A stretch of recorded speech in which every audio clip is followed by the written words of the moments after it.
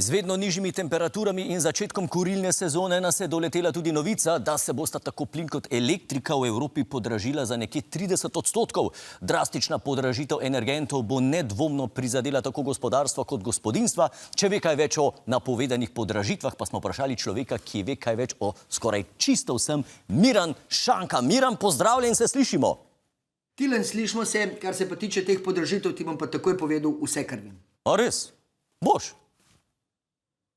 Ja, bom, ker nič ne vem. Evo, pa sem povedal.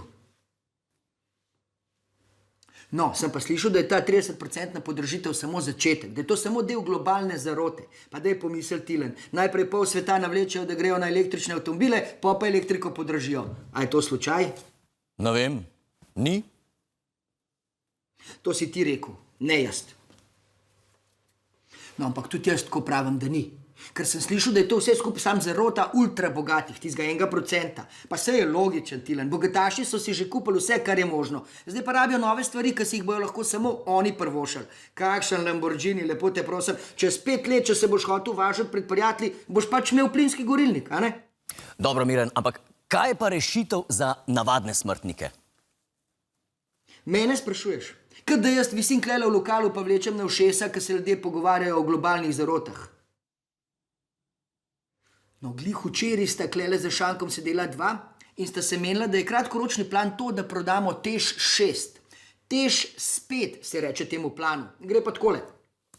Najdemo eno še bolj naivno državo, kakor smo mi, kar ne bo lahko, in jim prodamo komplet TEŠ 6, pa še malo šoštanja, če za pol cene, ki smo jo mi plačali, kar je še zmeraj 4-krat predrago. S tem denarjem si potem lahko prvošmo ogrevanje tam do januarja. Dobro, kaj pa naprej? Januar je še mraz, ne? Ja, pa ne meni razlaga, Tilen, ker jaz ne vem o januarju pa mrazu čist nič. No, ampak ker je januarja še mraz, pridejo kle v igro kolesarji. A veš, zakaj bi sam te dostave hrane izkoriščale slovensko ljubezen do kolesarjenja? Najdeš eno halo. Daš noter 200 kolesarjev, ki gonijo 24 ur na dan take mehne akumulatorje na pedala. Elektriko izvažaš, z ogrevanjem hale pa tudi nimaš stroškov, ki bojo itak tako švicali, da je grozen.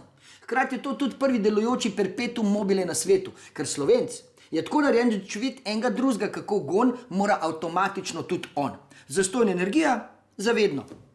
Druga opcija je pa postavitev internega slovenskega plinovoda.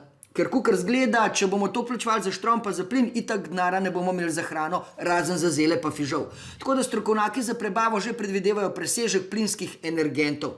Namesto da bi dovajali plin v gospodinjstva, ga začnemo odvajati iz gospodinjstv in prodajamo v EU. Ta projekt se imenuje zaenkrat slovetrna elektrarna. Energija, ki je ne slišiš, jo pa vohaš.